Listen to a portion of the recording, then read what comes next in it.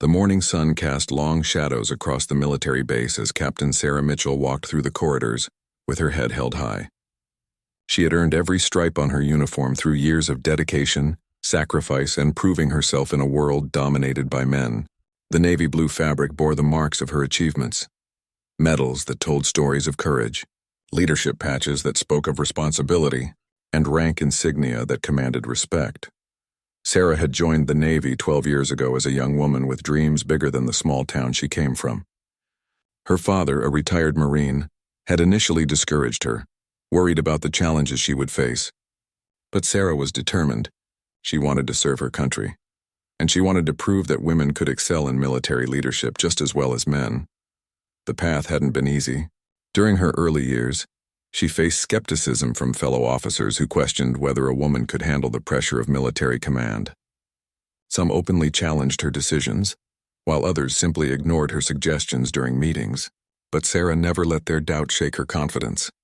Instead, she worked twice as hard, stayed later than everyone else, and volunteered for the most difficult assignments.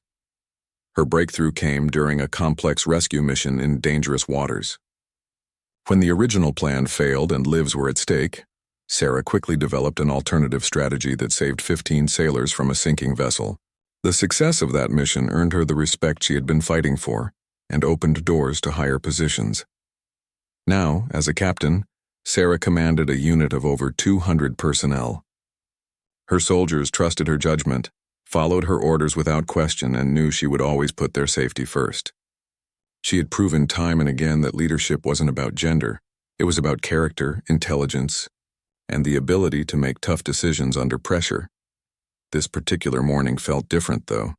Sarah had received word that a group of Navy SEALs would be visiting their base for a joint training exercise. SEALs were known for their elite status and sometimes arrogant attitudes. They were the best of the best, and they knew it. Sarah had worked with SEAL teams before, and while she respected their skills, she had encountered some who struggled to accept orders from female officers.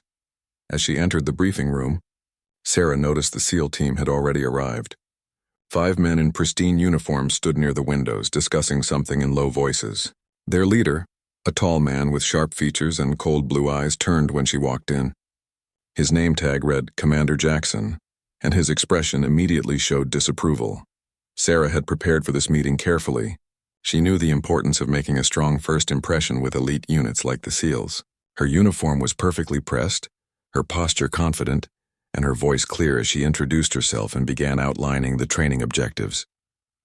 "Gentlemen, welcome to our base. I'm Captain Mitchell, and I'll be coordinating this joint exercise. We have 3 days to work together, and I expect this partnership to be both productive and professional." Commander Jackson stepped forward, his arms crossed.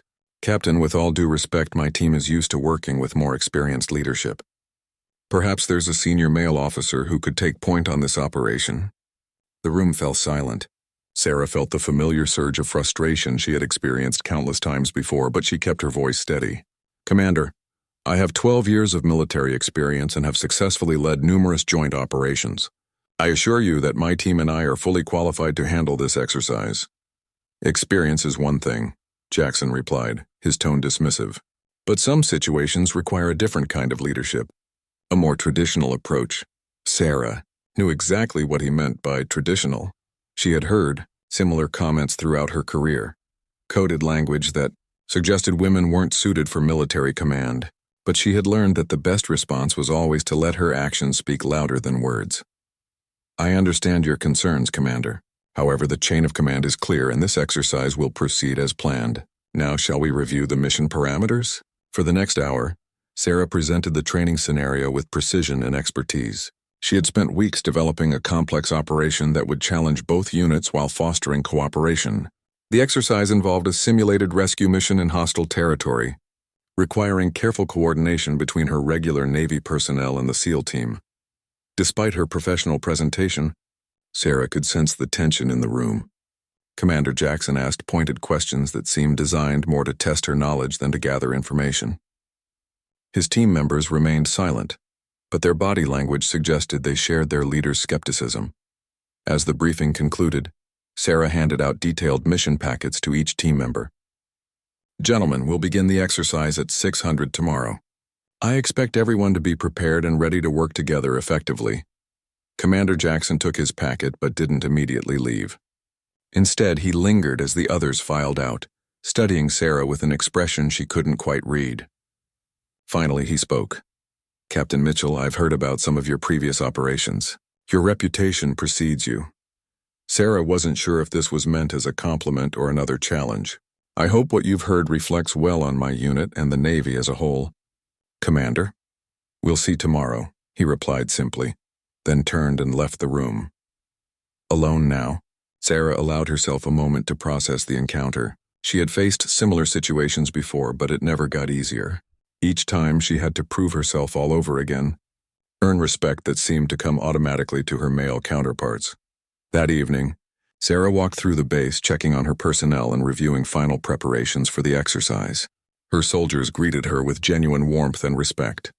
These men and women had served under her command for months or years, and they knew her true character. They had seen her make difficult decisions, support them through challenges, and always fight for what was best for the unit. Lieutenant Rodriguez, one of her most trusted officers, approached her near the mess hall. Captain, how did the meeting with the SEALs go? Sarah considered her answer carefully. She didn't want to prejudice her team against the visitors, but she also needed to prepare them for potential challenges. It was professional, Lieutenant. We'll need to stay focused and show them what this unit is capable of. Yes, ma'am. The team is ready. We won't let you down.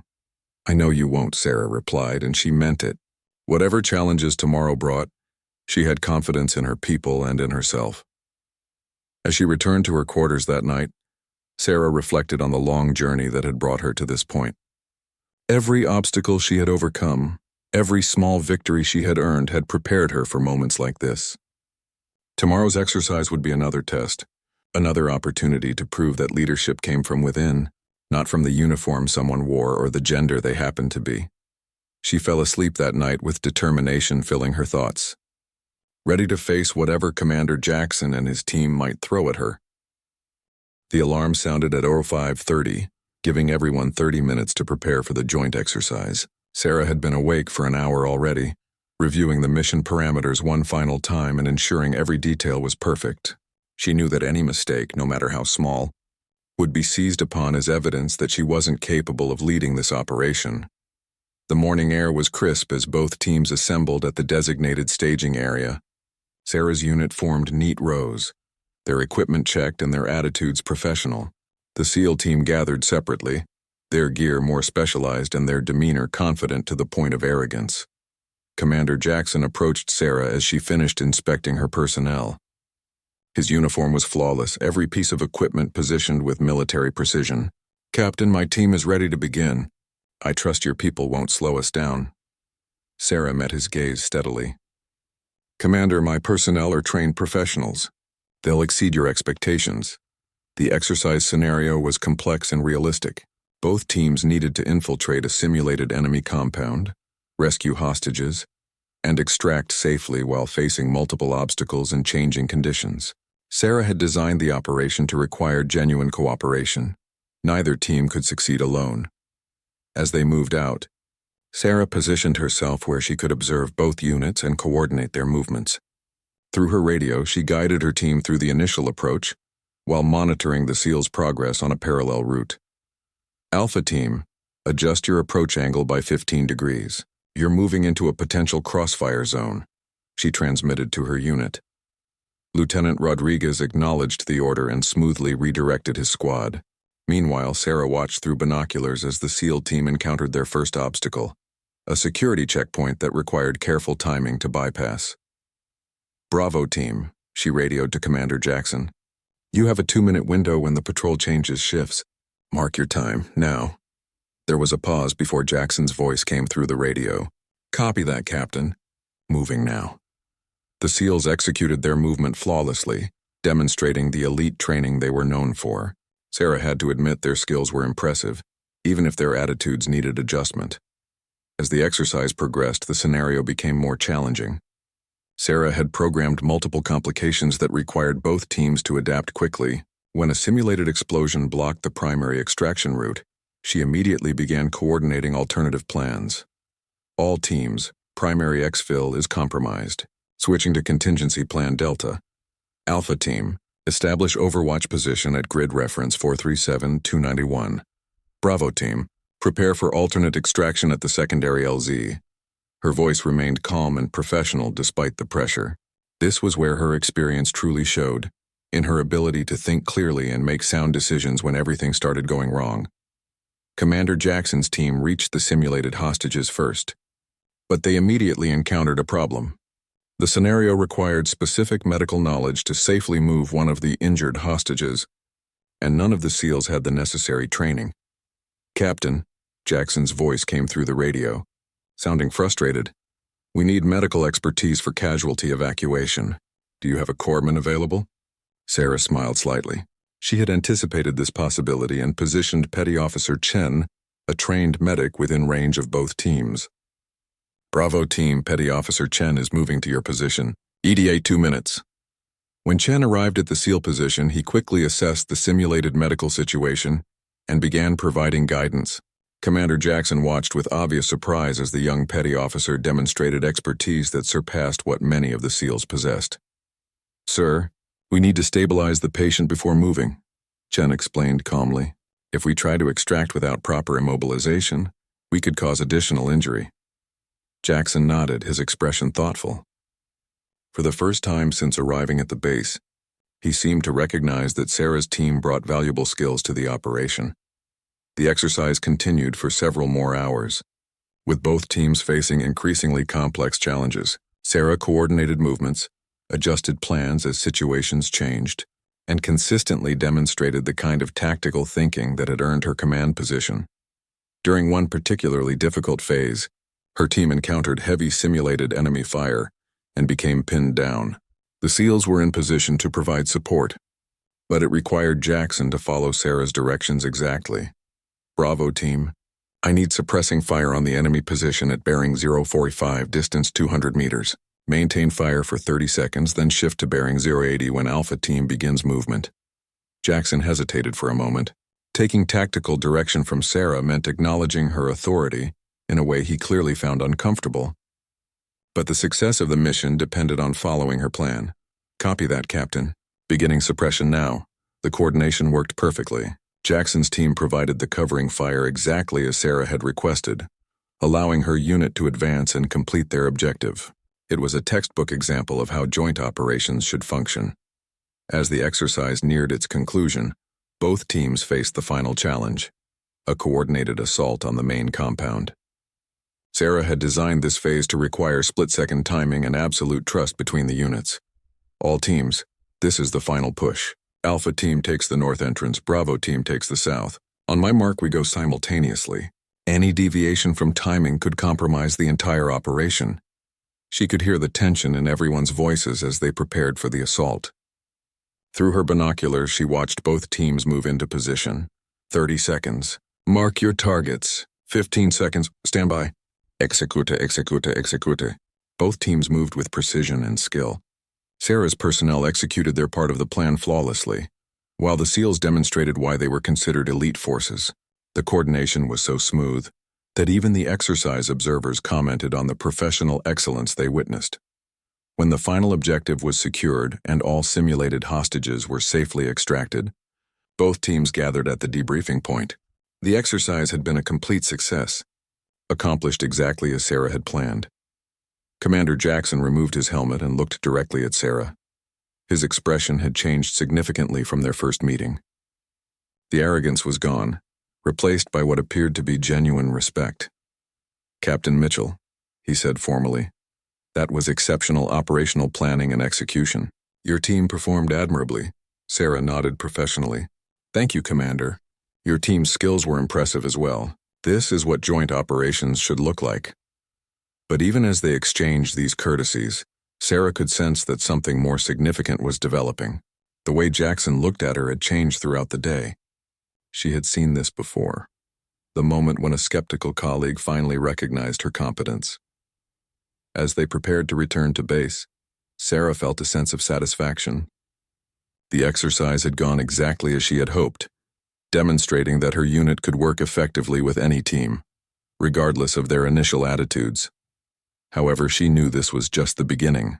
Tomorrow would bring new challenges, and she suspected that Commander Jackson had more tests in mind for her and her team. The real measure of this partnership would come in the days ahead. The second day of the joint exercise brought unexpected complications that would test both teams in ways they hadn't anticipated.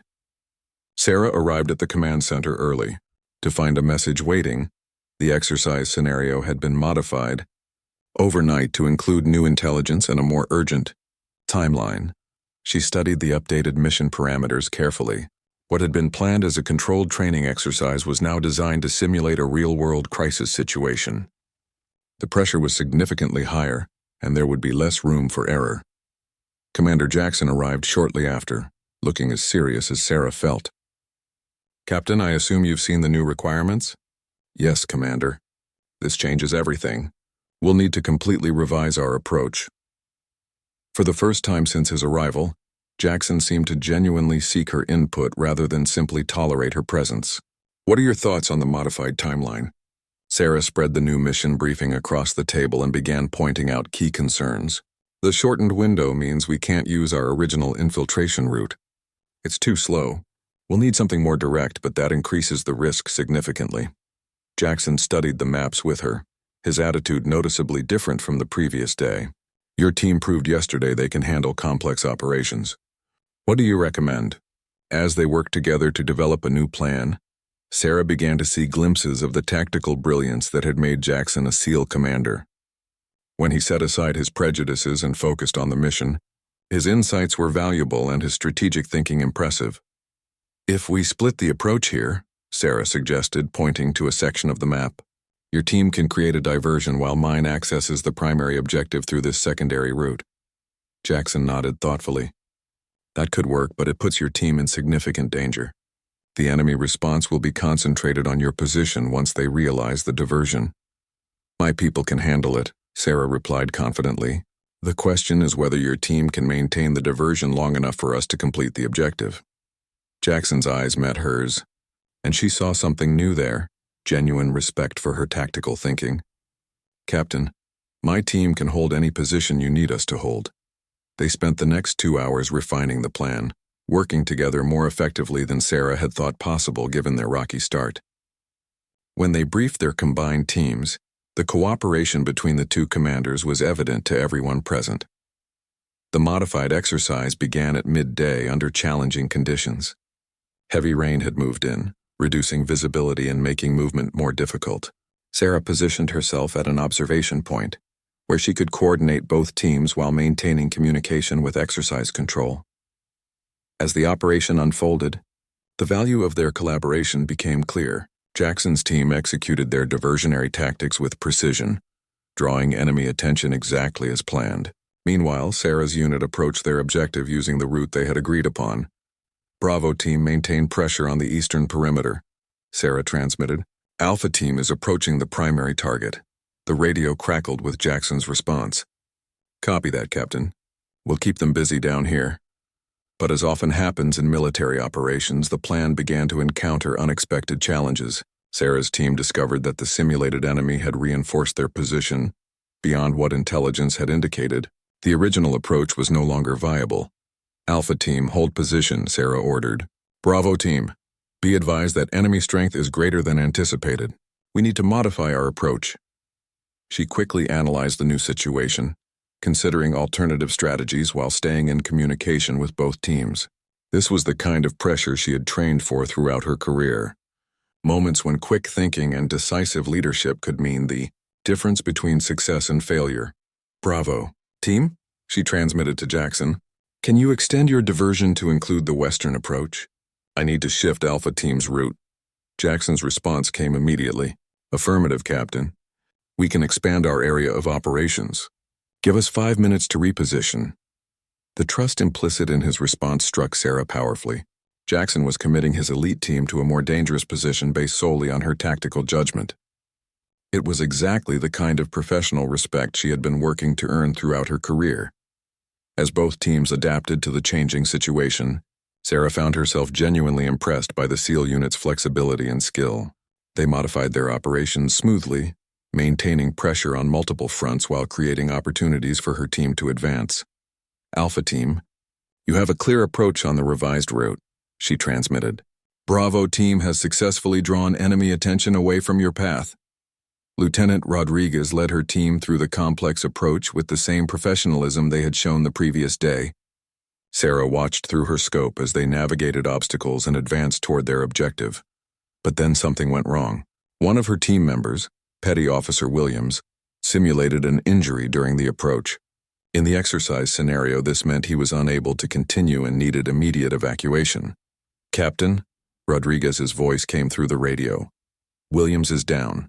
We need medical evacuation, but we're pinned down by enemy fire. Sarah assessed the situation quickly. Her team was too close to their objective to abort, but they couldn't leave Williams behind. The standard procedure would be to call for extraction support, but that would compromise the entire mission. Bravo team, she transmitted to Jackson. Alpha team has a casualty requiring evacuation. Can you provide extraction support? There was a brief pause before Jackson responded. Captain, that would require us to break our current position and expose ourselves to significant risk. Sarah understood the implications immediately. She was asking Jackson to risk his team's safety for one of her personnel. It was the kind of decision that revealed true character and professional commitment. Commander, I understand the risk, but we don't leave people behind. Jackson's response came without hesitation. Copy that, Captain. We're moving to extraction position now. What followed was a masterpiece of military coordination. Jackson's team maintained their diversionary pressure, while simultaneously moving elements into position to extract Williams. Sarah's remaining personnel continued their advance toward the objective, knowing their teammate would be safely evacuated. The entire operation required split-second timing and absolute trust between both units. Sarah coordinated the movements while Jackson executed the extraction, and both teams performed flawlessly under intense pressure. When Williams was safely evacuated and the primary objective was secured, both teams gathered for the post-exercise debriefing. The success of the modified mission had exceeded everyone's expectations, but, more importantly, it had demonstrated something significant about leadership and teamwork.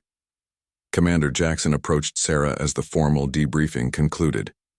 His expression was serious, but she could see something had fundamentally changed in his attitude toward her. Captain Mitchell, he said formally, today's operation was exceptional. Your leadership under pressure was... He paused, seeming to choose his words carefully. Exemplary. Sarah nodded professionally, but she could sense there was more he wanted to say. The way he looked at her uniform, at the insignia that marked her rank and achievements, suggested he was seeing them differently now. Thank you, Commander. Your team's performance was equally impressive. Today showed what's possible when we work together effectively. As they walked back toward the base, Sarah reflected on how much had changed in just 2 days. The skeptical SEAL commander who had questioned her qualifications was now treating her as a respected colleague and tactical equal. The third and final day of the joint exercise arrived with an atmosphere of mutual respect that had been completely absent when the SEAL team first arrived. Sarah had noticed the change not just in Commander Jackson, but in his entire team, the way they interacted with her personnel, the questions they asked, and their general demeanor all reflected a newfound appreciation for her unit's capabilities. Sarah was reviewing the final exercise scenario when Jackson knocked on her office door. She looked up to find him standing at attention, something he hadn't done during their previous interactions. Captain, may I speak with you privately? Of course, Commander. Please have a seat. Jackson sat down but maintained his formal posture. Ma'am, I owe you an apology. When my team arrived here, I made assumptions about your qualifications based on factors that had nothing to do with your actual abilities. Sarah studied his face, surprised by the directness of his admission. In her experience, military officers rarely acknowledge such mistakes so openly. I appreciate that, Commander. We all bring our experiences and biases to new situations. What matters is how we adjust when presented with new information. With respect, Captain, what I did was more than bringing experience. I disrespected a superior officer based on prejudice, pure and simple. Jackson's voice carried genuine regret. Your leadership over the past 2 days has been exceptional by any standard. My team has learned valuable lessons about coordination and tactical flexibility. Sarah felt a mixture of vindication and sadness. Vindication because Jackson's respect had clearly been earned through her actions, but sadness because she knew how many other talented women had probably been dismissed by officers who never had the opportunity to see their true capabilities. Thank you, Commander. I hope this experience will influence how you evaluate officers in the future. It will, Jackson replied firmly. But I wanted to discuss something else with you. Today's final exercise has been modified again. We've received word that it will be observed by Senior Command, including Admiral Harrison from Pacific Fleet Command. Sarah felt her stomach tighten slightly. Admiral Harrison was known for his traditional views about military roles and had a reputation for being skeptical of women in combat leadership positions. His presence would add significant pressure to an already challenging exercise, I see. What additional modifications have been made to the scenario? Jackson handed her a folder containing the updated briefing materials. It's been escalated to a full-scale joint operations simulation. Multiple units, complex objectives, and real-time evaluation by the Admiral's staff. As Sarah reviewed the new requirements, she realized this was far beyond what had originally been planned. The exercise now involved coordination between naval units, air support, ground teams, and intelligence assets. It was the kind of operation that would typically be commanded by someone with significant more seniority. Commander, this level of operation would normally be led by someone above my rank. Are you certain the command structure is correct? Jackson nodded. The orders are clear, Captain. You're designated as overall operation commander. I'll be serving as your tactical advisor and SEAL team leader. The significance of this arrangement wasn't lost on Sarah. Jackson was essentially acknowledging her as his superior officer in front of senior command. For a SEAL commander to accept this position represented a complete reversal from his initial attitude. They spent the morning preparing for the complex operation, working together to coordinate multiple moving parts. Sarah found Jackson's input valuable and his attitude completely professional. When disagreements arose about tactical approaches, they discussed them as equals, with Jackson deferring to her final decisions without resentment. At 1400 hours, Admiral Harrison arrived with his evaluation team. Sarah had met the Admiral briefly at previous events, but this was her first time operating under his direct observation. He was an imposing figure, tall and broad-shouldered, with steel-gray hair and eyes that seemed to miss nothing. Captain Mitchell, the Admiral said as he was briefed on the exercise structure. I understand you'll be commanding this operation. Yes, sir. Commander Jackson and I have prepared a comprehensive plan that utilizes the strengths of all participating units. Admiral Harrison's expression remained neutral, but Sarah could sense his skepticism. She had encountered that look many times before, the barely concealed doubt about whether a woman could handle complex military operations. The exercise began with Sarah positioned at the command center, coordinating multiple units through radio communications and real-time intelligence updates. Admiral Harrison and his staff observed from a nearby position where they could monitor all communications and evaluate her decision-making process. The operation's complexity was immediately apparent. Sarah had to coordinate naval vessels providing offshore support, aircraft conducting reconnaissance and potential airstrikes, Jackson's SEAL team handling special operations objectives, and her own ground units managing the primary assault. Air support. This is Overlord, Sarah transmitted using her designated call sign. I need reconnaissance sweep of grid squares 445 through 460. Report any enemy movement or defensive positions. Copy that, Overlord. Beginning reconnaissance run now. As information flowed in from multiple sources, Sarah processed it quickly and made tactical adjustments. When the initial reconnaissance revealed enemy positions different from intelligence estimates, she immediately modified the approach routes for all ground units. All ground units, be advised enemy positions have shifted. Alpha Team, adjust approach to bearing 072. Bravo Team, hold current position until further notice. Jackson's voice came through the radio clearly. Overlord, Bravo Team copying new instructions. We'll maintain overwatch until Alpha Team reaches the revised position. The operation continued to evolve as new challenges emerged. Sarah coordinated responses to simulated enemy counterattacks, managed competing resource requirements from different units, and maintained communication with offshore naval support. Admiral Harrison moved closer to the communication station, listening intently to Sarah's calm, professional handling of each developing situation. She could feel his scrutiny, but forced herself to focus entirely on the operation. When enemy forces launched a coordinated counterattack that threatened to overwhelm the ground teams, Sarah had to make a critical decision about committing air support. The timing was crucial. Too early and the aircraft would be vulnerable to enemy fire. Too late and her ground forces could be overrun. Air support, Overlord. I need immediate close air support on enemy positions bearing 156. Distance 800 meters from Alpha Team position. Danger close authorization granted. Overlord confirming danger close mission. Beginning attack run now.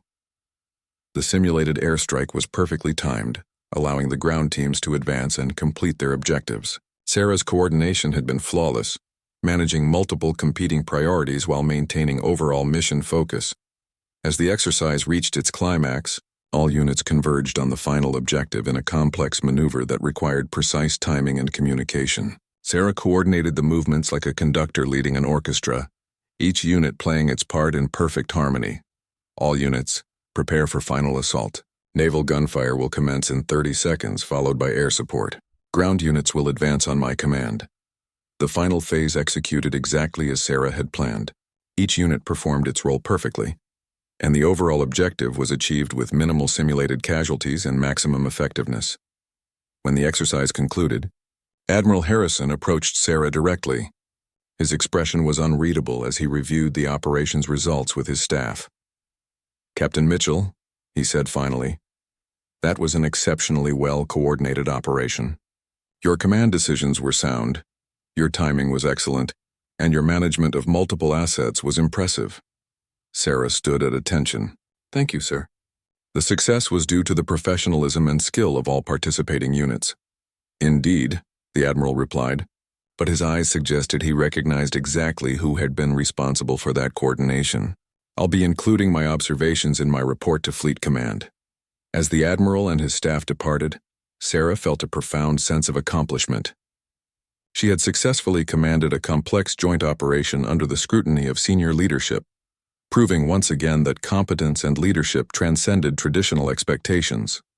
The evening after the final exercise brought an unexpected invitation that would change everything. Sarah was completing her post-operation reports when Commander Jackson appeared at her office door. But this time his demeanor was different, more personal, less formal.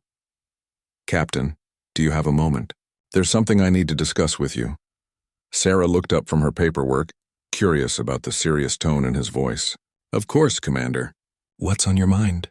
Jackson entered the office and closed the door behind him, a gesture that immediately suggested this conversation would be different from their previous professional exchanges. "Ma'am, I've received orders that I need to share with you. My team has been tasked with a classified operation, and I've been authorized to request your participation as Joint Commander." Sarah felt her heart rate increase slightly. Real operations were different from training exercises, and being requested by a SEAL team meant the mission was likely to be both dangerous and important. "Can you provide any details about the nature of this operation?" Jackson pulled a sealed folder from his jacket. "This is classified at the highest levels, Captain. Before I can brief you fully, I need your commitment to participate if you're cleared by command." Sarah studied Jackson's face, looking for any indication of what she might be getting into. His expression was serious but showed none of the skepticism that had characterized their early interactions. "Commander, you're asking me to commit to something without knowing what it involves. That's not a decision I can make lightly. I understand, Captain, but I can tell you this. The mission requires someone with your specific combination of tactical expertise and leadership abilities. After working with you this week, I believe you're uniquely qualified for what we're facing." The weight of his words struck Sarah powerfully.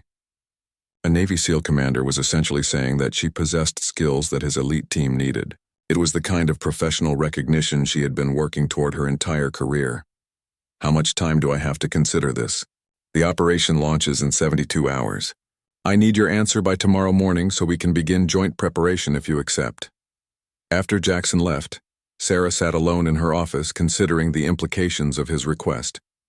A classified operation with a SEAL team would likely involve significant personal risk, but it also represented the kind of opportunity that could define her career. She spent the evening researching Jackson's background and his team's recent operations. What she discovered impressed her even more. They were among the most elite units in the Navy, with a track record of successful missions in the most challenging environments. The next morning, Sarah made her decision. She found Jackson in the base cafeteria, sitting alone with a cup of coffee and what appeared to be mission planning materials. "Commander, I've decided to accept your invitation, pending official approval from Command." Jackson's face showed genuine relief. "Thank you, Captain. I believe this partnership will be beneficial for everyone involved." "What's the next step?" "We need to meet with Admiral Harrison this afternoon. He'll provide the mission briefing and make the final authorization decision." The meeting with Admiral Harrison took place in a secure conference room that Sarah had never seen before. The security measures alone suggested this operation was significantly more important than typical training exercises. Admiral Harrison entered with two other senior officers Sarah didn't recognize. Their insignia indicated they were from Naval Intelligence and Special Operations Command. "Captain Mitchell," the Admiral began, "Commander Jackson has requested your participation in Operation Neptune's Trident. This is a classified mission involving the rescue of captured naval personnel from a hostile territory." Sarah felt the weight of responsibility settle on her shoulders. Real people's lives would depend on the success of this operation. "Sir, can you provide details about my proposed role in this mission?" One of the intelligence officers stepped forward. "Captain, the operation requires coordination between multiple units in an extremely complex environment. Commander Jackson will handle the direct action components, while you would manage overall tactical coordination and extraction logistics." The briefing continued for 2 hours, with Sarah learning details about the mission that both excited and sobered her. The captured personnel were being held in a heavily defended compound, in a region where military operations were particularly challenging. "Captain," Admiral Harrison said finally, "this mission is voluntary.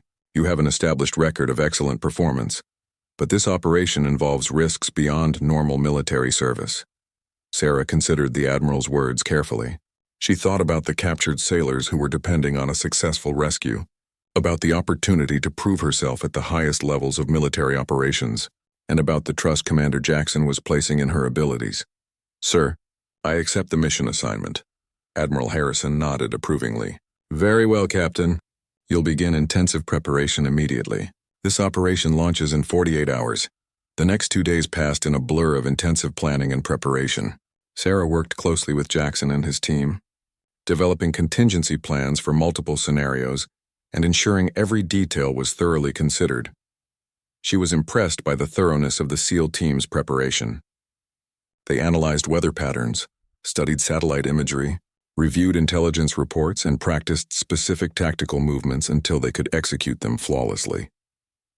"Captain," Jackson said during one of their planning sessions, "I want you to know that my team has complete confidence in your leadership. They've seen your capabilities over the past week and they trust your judgment completely." Sarah felt a surge of pride at his words. Earning the trust of an elite SEAL team was an accomplishment that few officers could claim, regardless of their gender or background. "Thank you, Commander. That means more to me than you might realize." As the final preparations continued, Sarah noticed something unexpected happening. Other personnel on the base had begun treating her differently. Word had somehow spread about her selection for the classified operation, and the respect in people's eyes was unmistakable. Lieutenant Rodriguez approached her during a brief break in planning. "Captain, the entire unit is proud of you. This is exactly the kind of recognition your leadership deserves." Sarah appreciated the sentiment, but she also felt the weight of representing more than just herself. She knew that other women in the military would be watching the outcome of this mission, hoping to see doors opened for their own advancement. The evening before the operation, Jackson requested a private meeting with Sarah. They met in his temporary quarters, where maps and tactical diagrams covered every available surface. "Captain, I want to discuss something that's been on my mind since we began working together." Sarah settled into a chair across from him, curious about what had prompted this conversation. "When I first arrived here, I made judgments about you that were completely unfair and unprofessional. But more than that, I realize now that I've probably made similar mistakes with other officers throughout my career." Sarah could see the genuine regret in his expression. It was clear that their partnership had affected him more deeply than she had initially realized. "We all have biases, Commander. What matters is our willingness to recognize them and change our behavior accordingly." "That's generous of you, Captain. But what I did was wrong. I dismissed your qualifications without giving you a fair opportunity to demonstrate your capabilities." If I had succeeded in undermining this partnership, it could have compromised the mission and put lives at risk. Jackson's admission struck Sarah as remarkably honest and self-aware. In her experience, it was rare for senior military officers to acknowledge such mistakes so directly.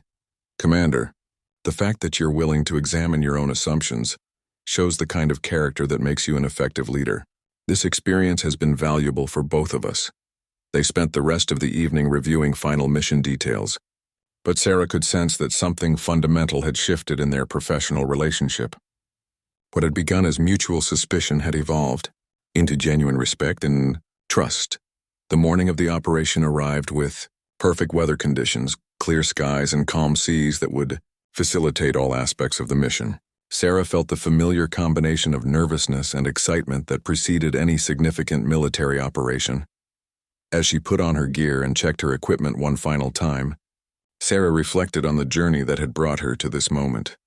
From the skeptical reception she had received just days earlier to commanding a joint operation with one of the Navy's most elite units, everything had changed because she had been given the opportunity to prove her capabilities. Commander Jackson appeared at her door as she finished her preparations. His expression was focused and professional, but she could see something else there: complete confidence in their partnership. Captain, the team is ready. Weather conditions are optimal and all support elements are in position. Sarah nodded and gathered her final pieces of equipment. Then let's bring our people home, Commander. As they walked toward the helicopters that would transport them to the operation area, Sarah felt a profound sense of purpose. This mission represented everything she had worked toward throughout her military career: the opportunity to serve at the highest levels and make a real difference in the lives of fellow service members. The sound of rotor blades filled the air as the helicopters prepared for departure. Sarah took one last look at the base where everything had changed for her, then climbed aboard the aircraft that would carry her toward the most important mission of her career. Commander Jackson settled into the seat beside her, and as the helicopter lifted off, he leaned over to speak above the noise of the engines. Captain, whatever happens out there, I want you to know that it's been an honor working with you. Sarah met his eyes and saw nothing but sincere respect and professional admiration. The honor has been mutual, Commander. Now let's go complete this mission. The helicopter flew through the darkness toward the operation zone, carrying Sarah and the SEAL team toward what would become the most challenging mission of their careers. The captured naval personnel had been held for 6 days, and intelligence suggested their situation was becoming increasingly desperate. Sarah reviewed the mission timeline one final time as they approached the target area. The operation required split-second coordination between air support, naval assets, and ground teams. Any mistake could result in casualties among both the rescue team and the personnel they were trying to save. 2 minutes to insertion point, the pilot announced through the intercom. Commander Jackson checked his equipment and looked at Sarah. Captain, once we're on the ground, communication will be critical. The enemy has sophisticated jamming equipment, so we'll need to use alternative frequencies. Sarah nodded, her mind focused entirely on the mission ahead. Understood. I'll maintain contact with naval support and coordinate extraction timing. The helicopter descended toward a small clearing approximately 2 kilometers from the target compound. As they prepared to rope down, Sarah felt the familiar surge of adrenaline that accompanied real combat operations. The insertion went smoothly, with both Sarah and the SEAL team reaching the ground without detection. They immediately moved toward their predetermined positions, using night vision equipment to navigate through unfamiliar terrain. Overlord, this is Bravo Team. Jackson's voice came through Sarah's earpiece. We're in position and have visual contact with the target compound. Sarah had positioned herself at an observation point where she could coordinate the overall operation while maintaining communication with all supporting units. Through her scope, she could see the compound where the captured personnel were being held. Bravo Team, Overlord copies. Naval support reports ready status. Air support is standing by on your signal. The compound was more heavily defended than intelligence had indicated. Sarah counted at least 12 enemy guards and noted several defensive positions that hadn't appeared in the reconnaissance photos. Overlord, enemy strength is greater than expected, Jackson reported. We're going to need additional suppression support during the extraction phase. Sarah quickly assessed the available options. The original plan had called for minimal air support to avoid detection, but the increased enemy presence required her to modify the approach. Bravo team, I'm authorizing additional air support. Be prepared for increased enemy response during extraction. Copy that, Overlord. We'll adapt accordingly. The assault began exactly as planned, with Jackson's team using specialized equipment to breach the compound's perimeter defenses. Sarah coordinated the timing perfectly, ensuring that naval gunfire support began at the precise moment the team initiated their attack. Through her communications equipment, she could hear the controlled chaos of the assault as it unfolded. Jackson's calm voice provided regular updates while directing his team's movements through the compound. Overlord, we have located the captured personnel. 4 individuals all alive but requiring medical attention. Preparing for extraction now. Sarah felt a surge of relief at the news that all 4 captured sailors were alive. Now the challenge was getting everyone out safely while enemy forces responded to the attack. Bravo team. Enemy reinforcements are approaching from the east. Estimate 6 minutes until they reach your position. Copy that, Overlord. We'll be ready for extraction in 4 minutes. The timing was going to be extremely tight. Sarah coordinated with air support to provide covering fire, while the extraction helicopters moved into position. Every second counted, and the success of the mission depended on perfect synchronization. Air support. Begin suppression fire on eastern approach route. Naval gunfire. Shift targets to enemy reinforcement positions. The night sky erupted with coordinated fire as multiple units provided support for the extraction. Sarah maintained constant communication with all elements, adjusting fire patterns and timing to maximize effectiveness. Overlord, we're moving to extraction point now, Jackson reported. Casualties are mobile with assistance. Sarah watched through her scope as Jackson's team emerged from the compound, carrying the rescued personnel toward the designated pickup zone. Enemy forces were responding aggressively, but the coordinated suppression fire was keeping them at a distance. Extraction birds, you are clear to approach. Landing zone is secure. The helicopters descended through the darkness while Sarah continued coordinating defensive fire. The entire operation was proceeding exactly as she had planned, but she knew the most dangerous moments were still ahead. Overlord, all personnel are aboard extraction birds. Jackson's voice came through clearly. We're lifting off now. But as the helicopters gained altitude, Sarah received alarming news from air support. Overlord, we have enemy aircraft approaching from the northwest. 2 fighters approximately 8 minutes out. Sarah's mind raced through the options. The extraction helicopters were vulnerable to enemy fighters, but they were too far from naval air support to receive immediate assistance. Air support, can you intercept enemy aircraft? Negative, Overlord. We don't have assets in position to intercept in time. Sarah made a critical decision that demonstrated her tactical expertise and leadership under extreme pressure. Naval support, I need immediate missile strike on enemy airfield. Prevent additional aircraft from launching. Overlord, missile strike authorized. Firing now. The naval missile strike was perfectly timed, destroying the enemy airfield just as additional fighters were preparing to launch. The 2 aircraft already airborne were forced to return to alternate bases, allowing the extraction helicopters to reach safety. Overlord, all extraction birds have reached safe airspace, came the welcome report from air support. Sarah felt the tension drain from her body as she realized the mission had been completely successful.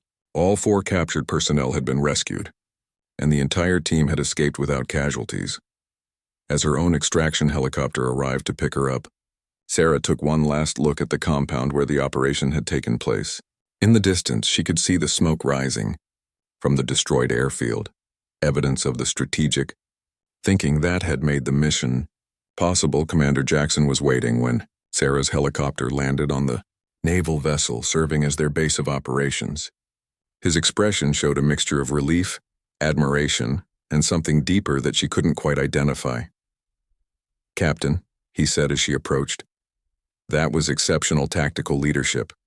Your coordination saved the mission and probably saved lives. Sarah nodded professionally, but inside she felt a profound sense of accomplishment. Thank you, Commander. Your team's execution was flawless. This is what joint operations should look like. But as they walked toward the debriefing area, Sarah could sense that Jackson had something more significant on his mind. The way he looked at her had changed again, showing a level of respect that went beyond professional admiration.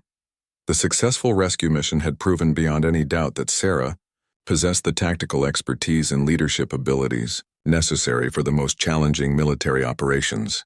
More importantly, it had demonstrated to everyone involved that competence and courage were not limited by traditional expectations or prejudices. The debriefing took place in Admiral Harrison's private conference room aboard the flagship. Sarah entered to find not only the Admiral and Commander Jackson, but also several other senior officers she hadn't expected to see. Their presence suggested this mission had attracted attention at the highest levels of Naval Command. "Captain Mitchell," Admiral Harrison began, "please take a seat. We have much to discuss." As Sarah settled into her chair, she noticed that everyone in the room was looking at her with expressions of unmistakable respect. The successful rescue operation had clearly made an impression that extended far beyond the immediate participants. "Captain, your performance during Operation Neptune's Trident was exceptional by any standard," the Admiral continued. "The tactical decisions you made under pressure demonstrated exactly the kind of leadership our Navy needs." Sarah felt a surge of pride, but she also sensed that this conversation was leading somewhere significant. "Thank you, sir. I was honored to be part of such an important mission." Commander Jackson leaned forward in his chair. "Admiral, if I may, I'd like to add something to the official record." "Proceed, Commander." Jackson's expression was serious as he began to speak. "Sir, when I first arrived for the joint training exercise, I harbored significant doubts about Captain Mitchell's qualifications for high-level tactical command. Those doubts were based on prejudice and ignorance, not on any objective evaluation of her abilities." The room fell silent as Jackson continued his statement. Sarah was surprised by his willingness to make such an admission in front of senior command. "Over the course of our partnership, Captain Mitchell demonstrated tactical expertise, leadership ability, and decision-making skills that exceeded my expectations completely. More importantly, she earned the complete respect and trust of my SEAL team through her actions, not through her rank." Admiral Harrison nodded thoughtfully. "Commander, that's a significant statement. Are you prepared to put that assessment in your official report?" "Yes, sir, without reservation." One of the other senior officers, a woman Sarah recognized as Admiral Chen from Personnel Command, spoke for the first time. "Captain Mitchell, we've been following your career with great interest. Your performance record has been consistently outstanding, but this mission has elevated you to a different level entirely." Sarah wasn't sure how to respond to such direct praise from flag officers. "Thank you, Admiral. I've always tried to serve to the best of my abilities." "Captain," Admiral Harrison said, "we didn't bring you here just to receive congratulations. We have a proposition for you." Sarah felt her heart rate increase slightly. Propositions from admirals typically involved significant career changes or new responsibilities. "The Navy is establishing a new Joint Operations Command structure," Admiral Chen explained. "We need officers with proven ability to coordinate complex multi-unit operations under extreme conditions. Your performance over the past week has demonstrated exactly those capabilities." Admiral Harrison opened a folder and removed an official document. "Captain Mitchell, we're offering you command of the new Pacific Joint Operations Unit. It would mean an immediate promotion to commander and responsibility for coordinating special operations throughout the Pacific Theater." Sarah stared at the document, hardly able to believe what she was hearing. Command of a joint operations unit was the kind of position that typically went to officers with decades more experience and significantly higher rank. "Sir, this is an incredible honor, but I have to ask, am I being selected because of my qualifications, or because the Navy wants to demonstrate diversity in its command structure?" Admiral Harrison's expression became stern. "Captain, let me be absolutely clear. This selection is based entirely on your demonstrated competence and leadership ability. If we were simply looking for diversity, we would choose someone who looked good in photographs but couldn't handle the responsibility." Commander Jackson nodded emphatically. "Captain, I've worked with some of the best officers in the Navy. Your tactical abilities and leadership skills are in the top tier. This promotion is completely deserved." Sarah looked around the room at the senior officers who were offering her this opportunity. Each face showed sincere conviction that she was the right choice for this command. "Admiral, I'm honored by your confidence in me. I accept the position." "Excellent," Admiral Chen said with a smile. "Your change of command ceremony will take place next month. Until then, You'll work with a transition team to prepare for your new responsibilities. As the meeting concluded and the other officers filed out, Commander Jackson remained behind. When they were alone, his expression became more personal than professional. "Captain, or should I say Commander, there's something I need to tell you." Sarah waited, curious about what had prompted him to stay. "When I first met you, I saw your uniform and your rank, but I didn't really see you. I saw my own preconceptions and prejudices instead of the professional officer standing in front of me." He paused, seeming to gather his thoughts before continuing. "Yesterday, during the rescue operation, there was a moment when I watched you coordinate that complex extraction under impossible pressure. You made decisions that saved lives, demonstrated leadership that inspired confidence, and showed tactical brilliance that few officers possess." Sarah could see genuine emotion in Jackson's eyes as he spoke. "In that moment, Captain, I didn't see a female officer or a male officer. I saw an exceptional leader who happened to be wearing the uniform of the United States Navy, and I realized that's what I should have seen from the very beginning." Jackson reached up and removed his military cap, holding it respectfully in his hands. "Ma'am, I want to offer you the salute that you should have received from me on the day we first met." Commander Jackson came to attention and rendered a perfect military salute. Not the perfunctory gesture that military protocol required, but a salute that conveyed genuine respect, admiration, and acknowledgement of Sarah's superior qualities as an officer and leader. Sarah returned the salute formally, but she felt the emotional weight of the gesture far beyond its military significance. This wasn't just a SEAL commander saluting a superior officer. This was a man acknowledging that he had been wrong, that his prejudices had blinded him to the truth, and that he was better for having learned to see past his own limitations. "Thank you, Commander," Sarah said quietly. "That means more to me than you'll ever know." As Jackson replaced his cap and prepared to leave, he turned back one final time. "Commander Mitchell, it's been an honor serving with you. Your new command is fortunate to have such an exceptional leader." After he left, Sarah stood alone in the conference room, looking out at the ocean through the large windows. She thought about the journey that had brought her to this moment, all the challenges she had faced, the doubts she had overcome, and the respect she had earned through her actions rather than her rank. The uniform she wore meant more to her now than it ever had before. It represented not just her own achievements, but the possibility that other women would find doors open because of the example she had set. Every medal, every ribbon, every insignia told a story of perseverance, competence, and the gradual breaking down of barriers that had limited opportunities for too long. Sarah smiled as she prepared to leave the conference room and begin preparing for her new command. She had proven that leadership came from character and competence, not from conforming to traditional expectations. And in doing so, she had earned something far more valuable than promotion or recognition. She had earned the genuine respect of her peers and the knowledge that she had opened doors for others to follow. The Navy SEAL who had once questioned her right to wear the uniform had learned to see past his prejudices and recognize true leadership when he encountered it. And in that silent salute, he had acknowledged not just her individual excellence but the changing face of military leadership itself.